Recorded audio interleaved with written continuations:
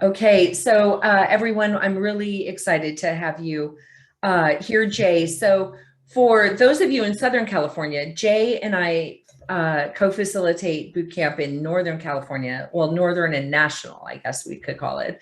And Jay is an executive coach, and he specializes in a lot of things, but one is really the power of language and energy.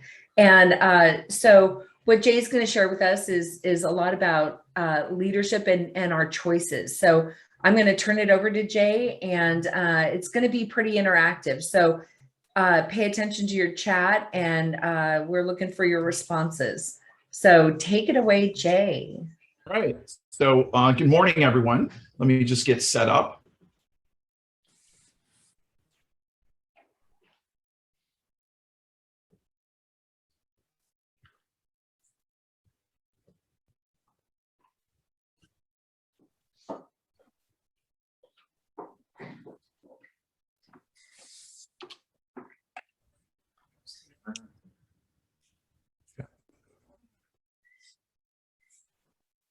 All right, so today we're going to talk about leading by choice and not chance, and the keys to accelerating either your career or life. And through Executive Boot Camp, I have lots of people in their career and ultimately in their life.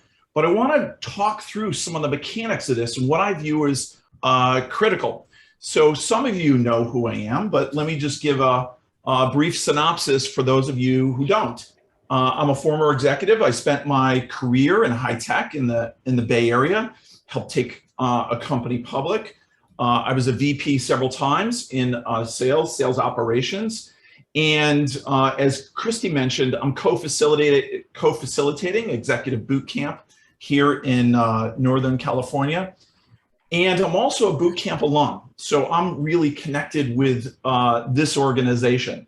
Now, on the coaching side, I coach in a whole bunch of areas. I've previously given presentations to this group on energy and the criticalness of energy and when we feel energetically incongruent and how that shows up. I also help people with really strategy on planning key decisions they make, helping them prepare for stuff. Confidence is core to a lot of the work that I do.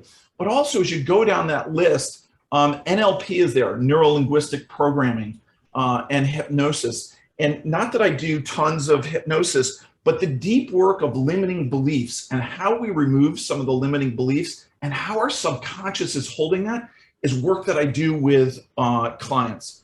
So who do I serve? I serve virtually everybody in the corporate space and also entrepreneurs. I work with CEOs, CFOs. I work with first-line managers, and really my goal is to help them with a lot of different things, but it's helping them get powerful results by creating clarity on decisions they make, and also finding ways to do things that they've never done before. And so what we do is we talk stuff through and figure that out. And so today, what I'm going to do is I'm going to talk to you as if you're my clients. And what I'm going to ask is that we crowdsource information together and use the wisdom of this group. So there's going to be a series of slides where I show that cue up in the corner. And that cue up in the corner is a prompt for you to type into the chat window. So what I'm going to ask is play all in. There's an opportunity here when I'm asking questions for you to do the thinking. If you're passively just taking this presentation in, it's an opportunity missed versus doing some of the thinking, because this is almost like a coaching session for you to do. All right, so transformation is something that's critical to me. It's core to the work that I do with my clients. So we're going to start off with question number one. Put one or two words in the chat window that help define transformation for you. And then I'm going to share what it means for me. So just take a moment and think about, what does transformation mean? And so while people are thinking that progress, growth, movement, evolving, showing up differently, thinking differently, reinventing, change management, healing. It means so many different things. In a coaching environment, here's what it means for me. Transformation is formulaic. Transformation is insights and ideas married with actions. If you have an idea that you're bringing to life through action, it's going to bring you to a different place than you've been before. And if you think of it that way, and you think of our call today, what can you get in terms of an insight that perhaps you can take action on? There's a way to accelerate that. It's really committed effort against those insights and actions. The people that persevere, that have the resiliency to keep going, get larger and transformation quicker. So what I want you to do is imagine that child inside of you that has the creative side, where we don't judge, where we're excited to play, is today step into your creative self. Just use today's call as an opportunity to be creative. And so walk away with a list of insights. Find actions for you to follow up. There's several folks on this call that I have worked with or are currently working with, and they know in working with me, this is how I work. So we aim for finding the insights and what actions can we take. So I'm asking you to commit today to just play a little bit differently. So let's talk about what a typical career path. I've had this conversation with folks that are looking to level up their career. How do I get to the next level? And it's often, I'm climbing the ladder. How do I climb the ladder? People are doing it at different paces. But the reality is, sometimes the career path looks like this, doesn't it? What happens, we think we're going to move from this job to next job to next job. Sometimes it takes detours. When I was a VP, I went back to a director, and then I went back to a VP. And I was speaking with a client recently that inspired this slide for me. And she said, when I realized other people were in this situation, I took some pressure off of myself. We beat ourselves up because we feel ambitious. Of course, we want to get to the next level. But understand that this is more typical than not. And sometimes when we're feeling that and feeling stuck and spinning in time feels like this. And this is normal too. That, wait a second, we have to plan out and how we get there. So let me ask you, what does accelerating or advancing your life or career mean to you? Take a moment and just write down right now. If you're advancing or accelerating your career life, what does it mean for you? Put that in the chat window. It's valuable to see what other people are thinking in this regard. Sometimes your comment will inspire someone else. Ability to learn and grow. Strategic, curiosity, new people, newness, fulfillment, influence, greater responsibility, making a difference. These are all great answers. And this is what I talk about with my clients, is how we help get them to the place they're trying to go quicker. You guys are just alive on the chat here, and this is great. So sometimes it means more responsibility. Sometimes it means the dream job. Sometimes it means more time, more money, to start a family, to being at the table where the decisions are made. And for some people, it means freedom.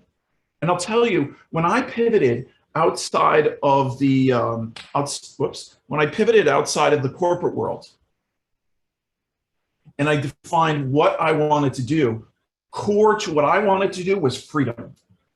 Freedom to say, hey, I want to run my business from home.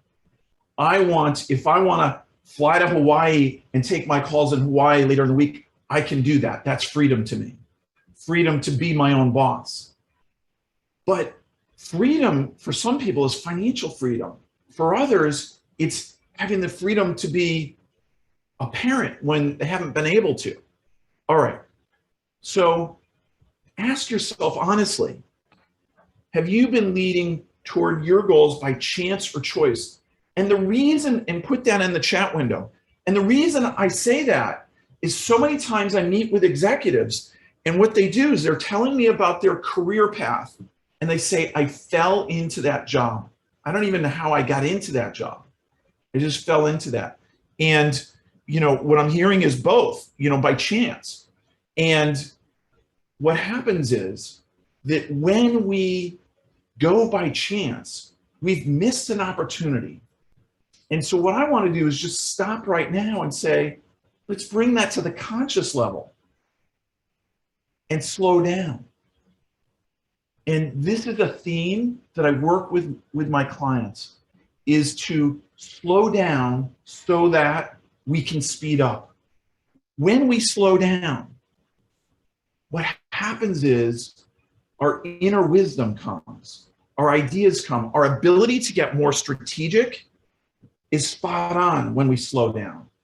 And all too often, we're racing minds. I was with an executive recently, and we were going to make a decision on some stuff, and we were going to talk through some stuff, and talking so quickly, we just meditated. Let's just meditate for a minute or two to slow down so we get in a feeling state. When we can feel, we're connected to our wisdom more so. That journey from head to heart, it seems like it's only a foot away, foot and a half away, but sometimes it's a little bit longer to slow down in that regard. And when we do that, it allows us to get strategic. And when we get strategic, the benefit of getting strategic is that we get proactive. We don't have to deal with stuff that's just real time. So let's talk through right now what I view are some of the keys. And these are things that, executives pay me $30,000 to $40,000 a year in some cases to work with them. And I have different programs, but these are the things that I work with these executives. And so what are some of the keys here? So the first one is mindset. The stronger the foundation we have, the stronger the building we can put on top of it. Mindset is foundational, along with values and life purpose. So let me ask you, seems like an intuitive question, but pop this into the chat window for you, because I think other people can benefit. What is the benefit of a strong mindset? Just fire that into the chat window now. Better perspective. I love that. Confidence, resilience, focus, clear direction, kills negativity, confidence in action, clarity. All of these things are the benefit. Let me tell you, when I work with one-on-one clients, and we do mindset training, I've had people drop therapists. I've had people drop anti-anxiety medicine because they're grounded to their thoughts. I work with those clients, I work on something that I call real-time thought management, of how we manage the thoughts. And what we do is we talk about the machinery of the mind and the games the minds are playing with us, and allows us to look above. And we take exercises to create strength around that. So a strong mindset creates a high level of certainty. And certainty creates results. And let me tell you, when you are going in for a job and you're looking to convince someone that you're the right person for the job, the level of certainty that you bring to that interaction is incredibly powerful. In some cases, more important than the experience you bring.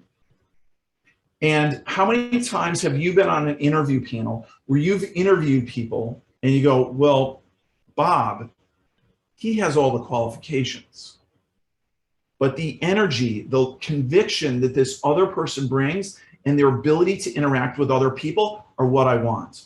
Certainty overcomes doubt. Write that down. Certainty overcomes doubt. To get there is how we program our mind. All right, so our empowered thoughts get us to a new level. If you've seen me present on energy, what I talk about is shame as the lowest form of energy. And as you move up, you get up toward creativity at some of the highest forms of energy. When you're looking to solve problems, creativity is where you want to be. And when you're in creativity, you can solve problems. So an empowered mindset increases your focus. Someone had put that in the chat window. And not only that, an empowered mindset increases your capacity. I can't tell you how many times I've worked with executives that are overwhelmed, and what we do is we talk about their capacity and their mindset, and we slow them down. We ground them. And when they're grounded, at the end of the call, what they tell me is, this isn't so bad. And I ask them, what has changed during the duration of this call? What of the circumstances have changed? And the answer is nothing other than my mindset. And I feel like the stories I was telling myself are getting in the way. And the stories we tell ourselves, and if we're not watching the stories we tell ourselves, it's problematic. An empowered mindset creates an unshakable level of confidence. And this is something that you want to get to, and there's ways to get to that. So let me just talk real quickly about steps here. Someone's got a dog in the background. Let me talk about the steps to creating a mindset. First is awareness. Focus on the positive alternative. Look at where you've had success in the past and anchor that into you. And when I say anchor that into you, anchor the emotions of that into you, not just a recall of the event, and drive a belief of certainty into your body. Now, this is just one way. When I work with folks, we do lots of different things, but I'm trying to give you a tool that you walk away with. Henry Ford had a great quote: whether you think you can or you cannot, you're right. This is all about mindset. You know, if you think, well, you know, mindset, yeah, I should have it. Look back at Tiger Woods when he had his problems. His mindset changed and he lost his game. You look at Elon Musk, his mindset where he thinks that nothing's in his way. When you say, I'm over 50 years old and there's no jobs out there, you've got to realize part of that is mindset. I'm not saying it's hard, it's not harder when you're over 50. Sometimes it is. But the thing is, when you focus on what's possible, that's the direction where you go. And there's a quote by a really great quote that I'm going to share with you by Tony Robbins. Where your focus goes, your energy flows. I use metaphors all the time. And when I'm helping people with focus, one of the things that we do is we talk about a lighthouse. A lighthouse is your opportunity to create focus. If you imagine concentrating energy into a beam of light, and imagine, you know, everybody's familiar with the Golden Gate, and you're in charge of ships outside the Golden Gate, and all of these ships are projects that you have, things you need to get done, and you need to bring those ships into the San Francisco Bay. And the thing is, you can't bring them in all at once. But if you focus your lighthouse on one ship and you prioritize which ship is coming in, you've concentrated all your light and focus, it guides a pathway to bring that ship in.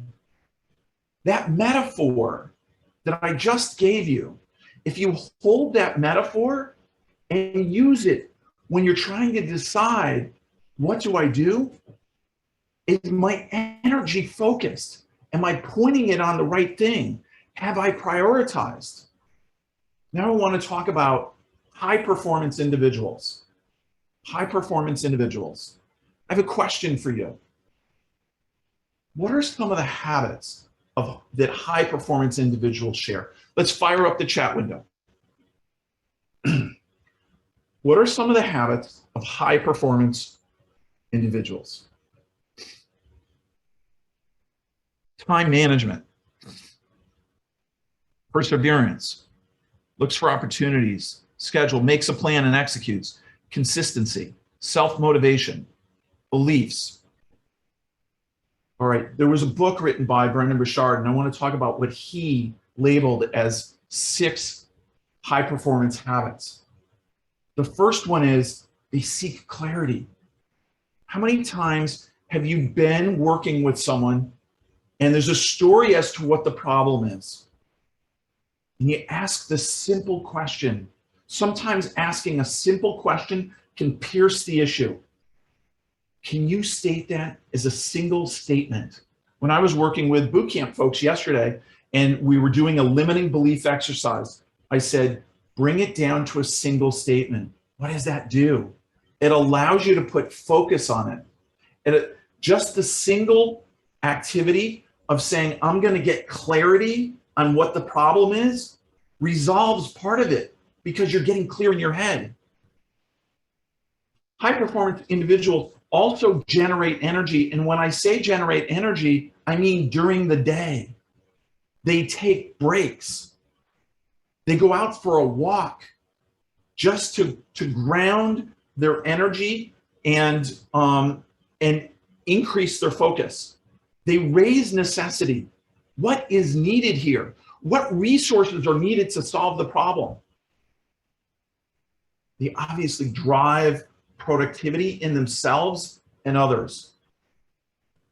The next one is one of my favorite, is develop influence. And I'm going to talk about this just a little in a few slides here, but developing influence is critical. Kids do it with their parents, don't they? Develop influence. But there's powerful ways to develop influence that I want to talk about. And then demonstrate courage. They're not afraid to make tough decisions. God, I'm starting this business and I don't have any clients. All right, so let's put in the chat window. If you look at these 6, which do you think you could benefit from focusing and getting a little better on? Look at one of these 6 and say, that one, I'm going to commit. I'm going to look at this and say, I think I need to get a little stronger. Develop influence, productivity, courage. It's a different one for each of us. And going inward, like I'm asking you guys to do on this call, allows you to all of a sudden say, wait a second, this is something that's now at the conscious level versus the subconscious level. Let's talk about setting goals. For a moment, just think of an important goal you really want to make progress on. Maybe you haven't made the progress on it. All right? Get that in mind. You've got that in mind? Put in the chat window. What does it mean to you that you haven't achieved it? What does it mean to you that you haven't achieved this goal yet?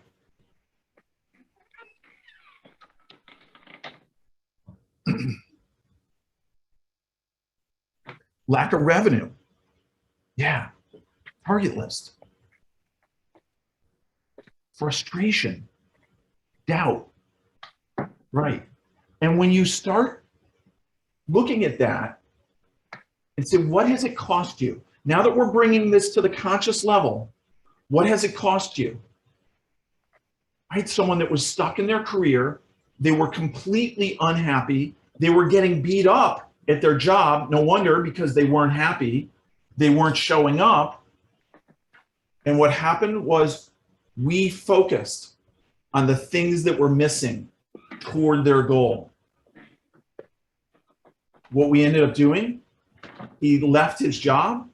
He found another job, the dream job that he wanted, and he got a $40,000 raise.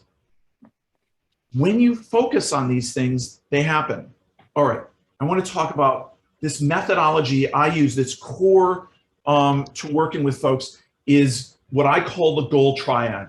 Number one on the goal triad is get clarity. Clarity. What do I want? The most important question. What am I going after? And then the second part is the why. What is the purpose? And the third is focused actions. How many times have we bought a book because we're excited? Oh, I want to have that knowledge. I buy the book and then I don't finish it. It's like an unfinished goal. All the time we have goals that we want that we don't complete. The way to complete goals is within this triangle. And it's getting really clear on what you want. Why do you want it? The why, let me tell you, this is an emotional connection to this purpose. It's creating a vision, literally a movie in your mind. When you start seeing the movie in your mind of how this gets done, the focused actions aren't that hard. All right. Let's shift to verbal communication for influence. Here's some of the things that I see are keys to verbal communication. Understanding what I want, vision, framing. One of the things I work a lot with executives on is framing. How do we frame this conversation? In fact, I just worked with someone on this call yesterday on framing regarding a meeting that they were going to have with a new employee. All right. And when you frame something, in essence, you're saying, here's the boundaries of our conversation. Does this make sense? Are we in agreement? And that will help you create some results that you want. And I go down the list, and there's a bunch, including body language, of which I teach people and I help them understand, because subconsciously we're reading body language all the time. But rapport skills. Rapport skills are critical for influence. So let's dive into that just a little bit. Deep rapport, not just rapport. So what is good rapport? Good rapport is not just how's the weather? Are you surviving the pandemic? That's the beginning of rapport. But if you do rapport right, you're measuring rapport through the entire interaction. And you can tell when you fall out of rapport, you have to go back to rapport. So good rapport starts with, I feel physically safe near you. Good rapport is, I feel emotionally safe with you. I feel you believe my stories. How many times have you listened to someone or someone listened to you and they go, they don't believe what I'm saying. They're not buying this. And it's other people that they listen so deeply, they have a level of presence, they go, whether the person believes it or not, they're here and present with me and connected. Let me tell you, I work with people on relationships, both personal and professional. And the key, I believe, to relationships that people want universally is they want to be understood. They don't want you to solve their problems. When you understand someone, they will get connected. So when you're energetically connected and when you have good rapport, it means that I trust you and I want to be influenced by you. So I work with folks to help them understand methodologies to do this. But I wanted to just anchor the critical importance that I view this in building that. All right, so let's look at leadership skills. I've got a list on the next page. It's a subset of a greater list, but I picked on this list just to play with today because we're kind of being playful today together. All right, so here's a short list of leadership skills. Here's how I think of leadership and actually skills in the business world. It's like being an athlete. You know, if you look at being a basketball player, there's lots of skills that we need as a basketball player. We need to learn how to dribble. We need to learn how to defend. We need to learn how to rebound. We need to learn how to shoot in close and shoot from the free throw line or the 3-point line. So there's lots of skills. And you know what? A business executive is the same way. There's different skills they have. And what an athlete does is say, which of these skills am I lacking in, and focuses on those. The folks that I work with, where we work on leadership, we talk about what are some of their strengths and what are some of the areas that they want to focus on. So what I want you to do is take something off this list and put it in the chat window. If you developed one of these skills, what would make the most impact for you if you grew that skill right now? Let's put it in the chat window.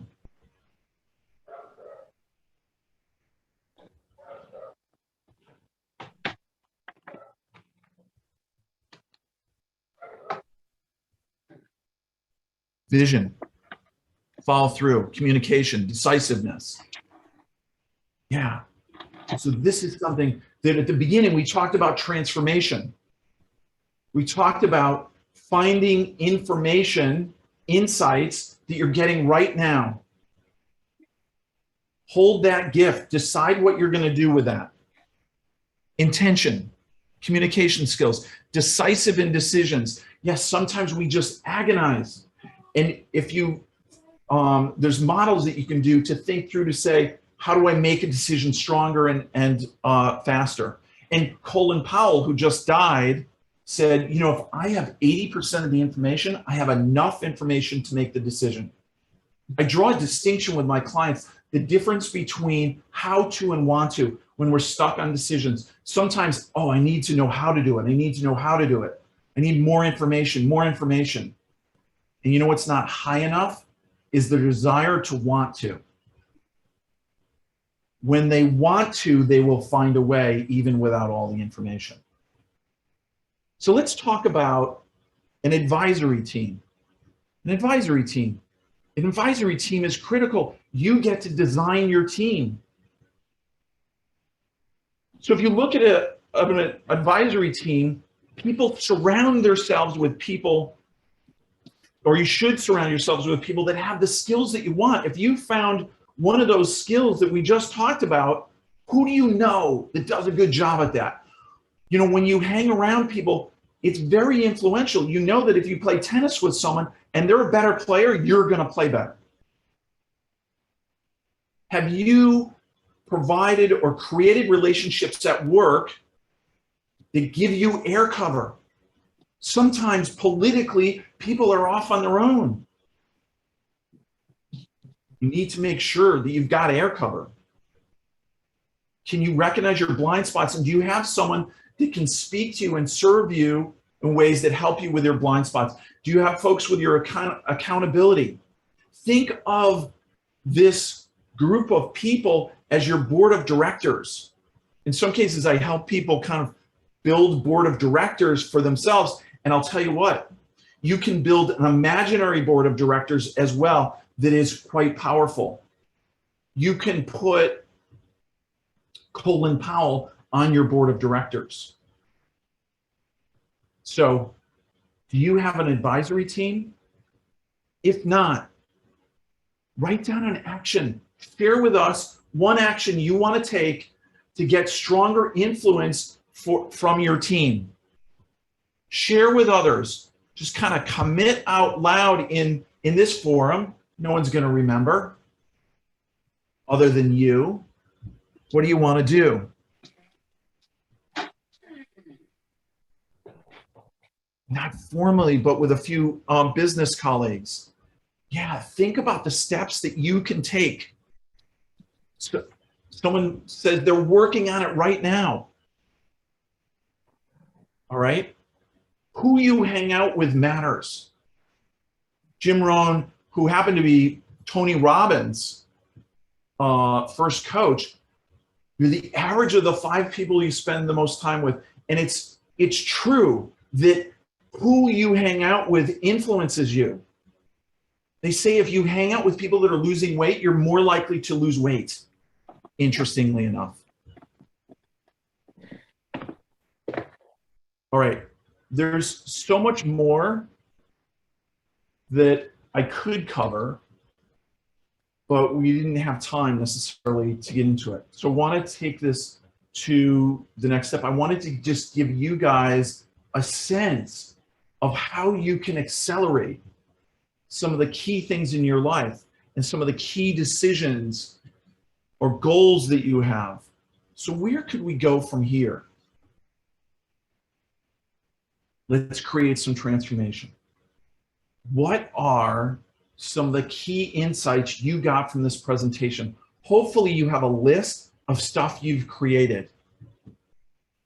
Is there some idea you got from someone in the chat window? Is there some idea that you saw on a slide or something that I said that a light bulb went on?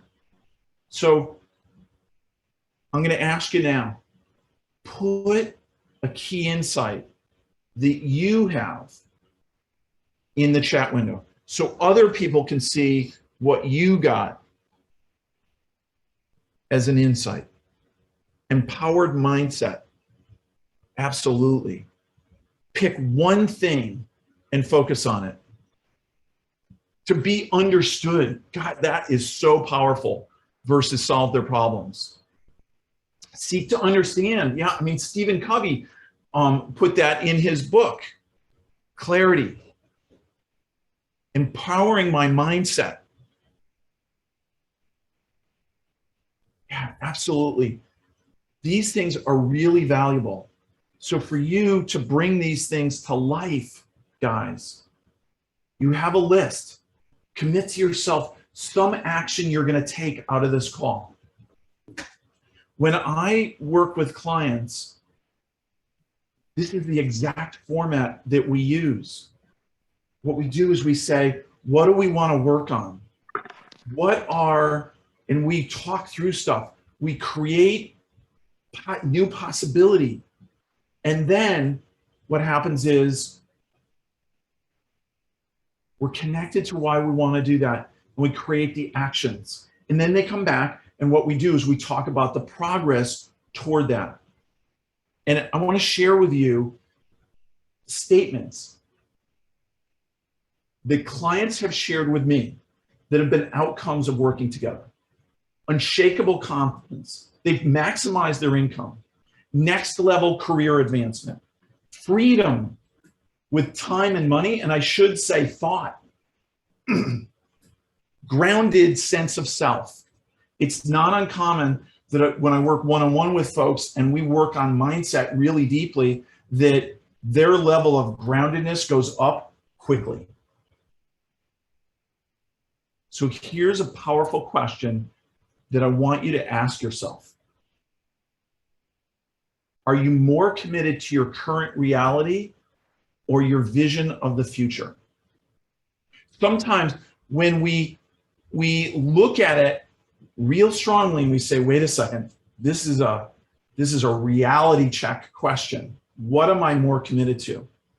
And commitment is based upon your actions. There's a difference between a commitment and an intention. Let me share with you the distinction I make between a commitment and an intention. When you fly internationally, you bring your passport. You don't forget your passport to go. That's a commitment. When you show up 10 minutes late for a meeting, that was an intention to show up on time. A commitment is a high level. So are you more committed to your current reality or your vision of the future? So what I want to do is I want to share with you how I work with folks. And if you're interested in talking about that, you can, I'm going to talk you through it right now.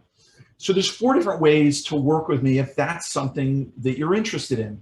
One is through Executive Boot Camp, and several of you have worked with me through Executive Boot Camp.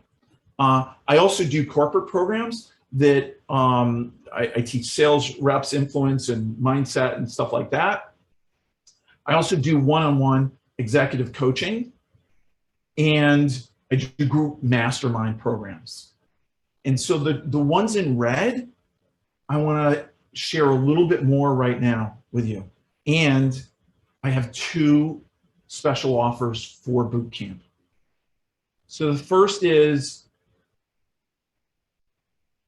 that I'm going to give 5 people a free 1-hour coaching call.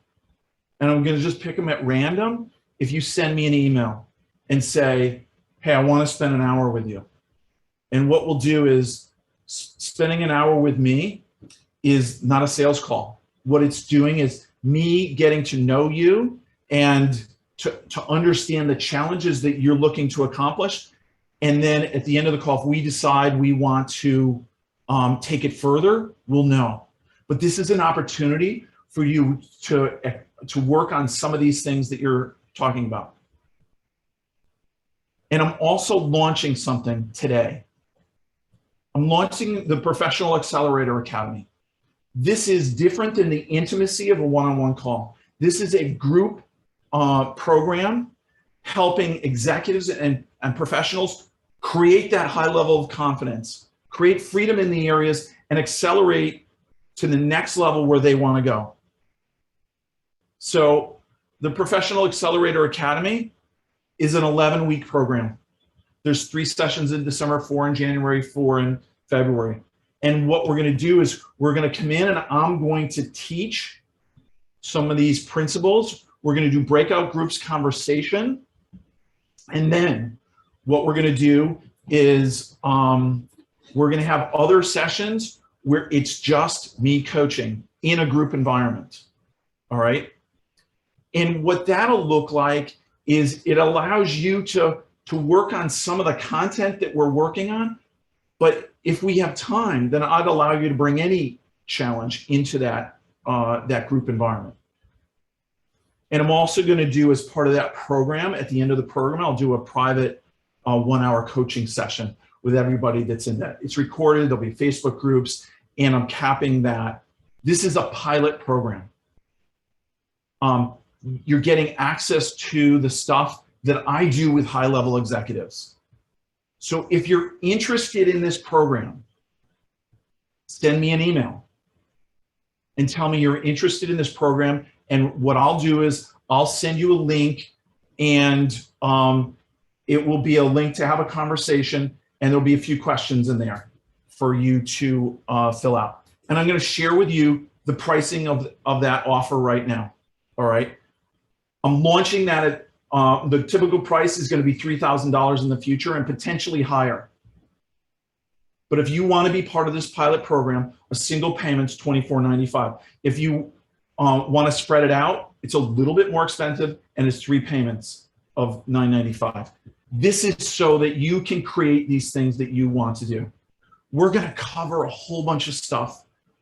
You know, the stuff I talked about today and more. I'm really excited to bring this to life in a group environment. I have lots of experience working with groups. For the people who've been through boot camp in Northern California in the last year, then what they have done is they've experienced me in the group environment. All right. And Christy can speak to that a little bit. So I'm going to end, right now, but make sure we connect on LinkedIn, even if you don't want to work on some of my programs right now, because you might want to in the future, and who knows, I might be able to help you. But hey, I have a question. Yes. Okay, so for this accelerator, it's not just for job seekers, right? It is not just for job seekers. Okay. Let's be really clear. And I'm glad you asked that question. Well, and honestly, I'm asking it because I think I could really benefit. Okay. And I work with you, and I know but when it comes to goals and staying focused, it's like I'm just like a lot of people. Right. Yeah, and what I have is on my right, I have stickies on my right, and I have client names on each sticky. This is what I call my transformation wall, and my group of clients. Some of them I'm working on helping them find jobs in role playing and storytelling and influence. But I'd say most of my clients are not in job search right now. We're working on powerful communication. This afternoon, I'm spending 2 hours with a president and a CEO and president of the same company, two individuals, and we're working on communication between themselves so that then we can bring that level of communication to his company. Because right now, communication and alignment of expectations is not where it needs to be. And so we're going to focus in a very constructed way to do that. So I'll tell you what my niche is. My niche is problems. When we're looking at challenges, what we do is we put on the table, what are the challenges? And I'll tell you, sometimes and often when someone comes to me and say, oh, I want to do this in my personal life, all of a sudden their professional life gets pulled in. I don't make a distinguishing change between the two of them. Sometimes, when I'm working on professional stuff, it bleeds into the personal. And one of the things that's really powerful in terms of communication, I take, as part of the resources that I use, I take stuff from John Gottman. I take stuff, John Gottman is a leading researcher out of Seattle on couples therapy. Why would I take research out of couples therapy? Because he has 40 years worth of data, more than anybody else. And he has tools for communication that I teach to executives that I'll be using this afternoon to help them create influence. The CEO of Microsoft requires that his senior leadership team be trained in nonviolent communication. Came out of the Middle East, that's why it uses the word violence, because it was between the Palestinians and the Israelis, but it's really non-blaming, compassionate communication. I spent a year intensive working on that. I had an empathy partner for a year. I take these tools and we use those to create powerful communication. I was working with a VP of sales enablement for a very large company, a billion-dollar company, and they were having trouble. The sales organization was having trouble with the marketing organization. Big surprise, right?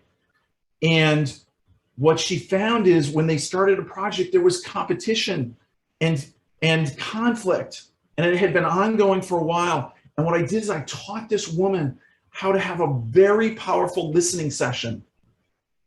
And when she created this powerful listening session, the VP in marketing said, I've never been understood so well. And all of a sudden, when you feel understood, the conflict starts changing to how do we create? When you have the language to move it from conflict to creation, that's what I help people do. So yes, broadly speaking, Christy, my niche is problems. And no, this is not for just job seekers, but it is for job seekers if you want, because we can use these tools for you in the job seeking. And the community we're going to create, if you're one looking for a job, they're going to want to help you. This community, we're going to create a community that we're looking out for each other. So I love that question. Is there any other questions? We have a few minutes. Yes, we have a few minutes. So unmute yourself and ask the question, or if you put it in. I'm going to take this off so that I can get to kind of a normal Zoom screen. So hopefully you guys found this this valuable and insightful. I'm going to read some of the comments afterwards because I wasn't able to catch everything as we went along. Hello, Jay. Hello, everyone. Hey, sorry, I have a question. I mean, by the way, first of all, very good presentation and really good advices. I really liked, especially the one about the board of directors. That was a very good image. I had a question because at some point in time you talked about reading the body language, and one of the things that I've been struggling with, especially in this remote environment, is do you have any tips or any guidance on how we could maybe interpret better the signs when you just see the top of basically the face of the people and not their hands and not the legs and everything else? Yeah. You have some pointers towards that. Yeah, and in boot camp we talked about that yesterday. And first of all, I think it's valuable that you show up in the image strongly. Some people show up, like this. And so yesterday in boot camp, someone was presenting, they were presenting their story. and they were cross-armed like this. And I told them, I said, hey, look, when you're cross-armed, one, you could be cold, so that could be an authentic thing. I'm cold and I'm warming myself up. But this is a comforting action. This is a defensive action a little bit. So one, being aware of where your arms are is critical. This space, think of this like a camera frame. It's important to show your hands. If you saw me during the presentation today, I'm pretty sure that my hands were visible in the screen. That is intentional, that I'm bringing those hands to the screen. By the way, if I say to you, if we're in person and I say half the group go over here and half the group go over here, it's different than if I say half the group go over here and half the group go over here. Well, what's the distinction? It's hands up, hands down. Hands up, I'm not hiding anything. Not hiding anything subconsciously tells the person I can trust them more. If you're hiding, if your arms are crossed and you have a fist in your hand, it actually displays anger. So what you want to do is you want to, one, use tonal intonation. When they talk about communication, there's a study that's often cited, and some people argue whether the numbers are correct, but here's what it says. It says that when we're trying to persuade someone, language is 7% of the communication. Tonal quality is 35% or 38%, and body language is 55%, if I have those numbers right, if they add up to 100. And so how we use our tone is really important on these calls. And let me give you an example. If I said to you, I am just so angry. I'm just so angry. Do you believe my words or my tone and my body language? We never believe the words first. We validate. And if we were in person, I could tell you about almost every part of the body and what it means, whether their eyebrows are raising or whether we use digital extension or digital flexion, where we point our feet. When an executive gets up and he points his feet in a direction, that's where he wants to go. The most honest part of the body are the feet. Where the pointer feet are really important. If you're on a call and your feet are pointed over here a little bit and your shoulders aren't facing, you're telling people you aren't really committed to this conversation. The other thing is that if you're interviewing, do not sit against the back of your chair. What you want is an erect back so that you've got a strong kind of posture. The other thing is, if it's just a phone conversation, what I tell you is stand. Why is it important to stand during a phone call, particularly like an interview? Because you're more likely to use your hands. And when you use your hands, you'll animate. And when you animate, you'll animate your voice. When I help people with storytelling for business cases or storytelling for interviews, there's a few things that are really critical. One is, if you look at like The Voice or American Idol, what do they say? It's about the song selection. In stories, it's about which story are you going to tell. Picking the right stories are critical. So that's a skill, picking the stories. Another skill is what are the skills in telling the story. So that's something to watch too. So Eric, hopefully that was a long-winded answer to your question, but hopefully there was value in there for you. Hey, that was great. Thank you. We don't have any more time for